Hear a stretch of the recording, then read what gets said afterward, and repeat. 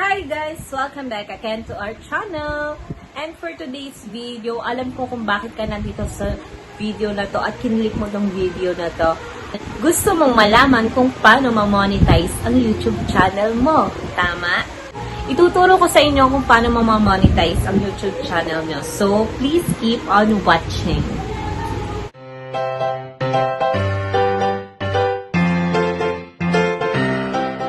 So, obviously, meron kang YouTube channel, right? So, bago ma-monetize yung channel mo, make sure na meron na kayong AdSense account. Google AdSense account. Yan ang kailangan mo. Magkaroon ka ng Google AdSense account. Next, kailangan mong ma-hit or ma-reach ang basic requirements ni YouTube. So, which is 1,000 subscribers and 4,000 watch hours. So, ayan yung basic requirements. So, after mo ma-reach yung basic requirements sa YouTube, pumunta ka sa YouTube studio mo. Hanapin mo yung YouTube monetization. So, doon, makikita mo, may naka-check doon na na-reach mo na yung 1,000 subscribers at na-reach mo na yung 4,000 watch hours. So, after mo ma-reach doon, may nakalagay dyan, apply now. So, i-click mo lang yon, wait ka ng 24 to 48 hours. Kasi, i-review pa siya ni YouTube. So, i-review kung pwedeng i-monetize yung channel mo. Ngayon, yung pinakamatagal na sigurong review ni YouTube is 1 month. So, for me, for my experience, 24 hours nag-email sa akin si YouTube. So, ito yung email niya. Congratulations! It means na monetize na yung channel ko. So, pag na-monetize na yung channel mo, ibig sabihin, pwede ka nang kumita sa YouTube. Magkakaroon na ng ads yung videos mo. After ng email na yon, pumunta ka ngayon sa YouTube channel mo.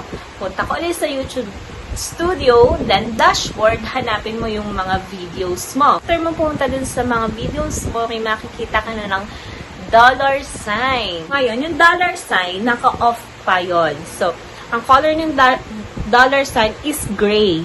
Gray pa lang siya. So, ngayon, i-on mo lang siya. So, i-click mo lang yung dollar sign na yon, tapos i-on mo lang siya. So, pag nag-green na siya, it means naka-on na yung dollar sign. So, ibig sabihin, pwede na kumita yung videos mo. At magkakaroon na siya ng ads every time na mapapanood yan ng mga viewers mo. Ngayon naman, baka may makita kayong dollar sign na merong ganyan. Naka-off siya, tapos meron siyang ganun sa dollar sign, yung parang bawal na dollar sign. So, ibig sabihin naman nun guys, hindi siya mamamonetize kasi na-copyright kayo. May nagamit kayong background song or background sounds or background music na na-copyright kayo. So, hindi yon i-monetize ni YouTube. So, hindi kikita yung videos na yun. So, ingat tayo sa mga copyright music. So, after nyo ma-on lahat ng dollar sign sa videos, so you are ready to go. So, ayan na guys. Pwede na kayong kumita sa YouTube channel nyo. So, sipagan na lang natin mag-vlog para hayahay ang buhay natin, right?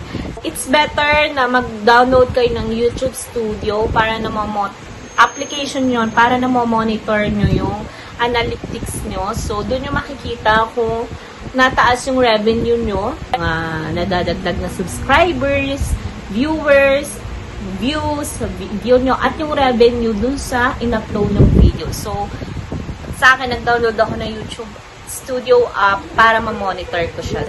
So, on our next video, ang topic naman natin is paano mo i-verify yung billing address mo sa Google AdSense. For more videos, please don't forget to subscribe my channel para sa mga hindi pa po nakaka-subscribe. And please don't forget to like this video and comment down below kung may mga request pa kayong video na pwede kong gawin. So, ayan. Thank you for watching. Bye!